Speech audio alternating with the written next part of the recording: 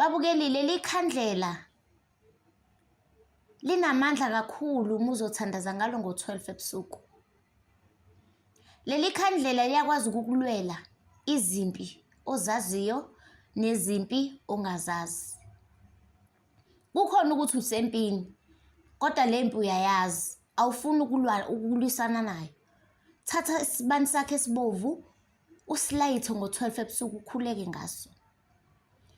Khona-ke nezimpi ongazazi abantu balwa nawe spiritually, bakumemeza emathuneni, bakuphahla emanzini amnyama, bakhuluma ngamagama, bayafunga, babopha iy'nhliziyo, abakufisela okuhle. Lesi sibani esibovu siyakwazi ukukulwela zonke lezo zimpi.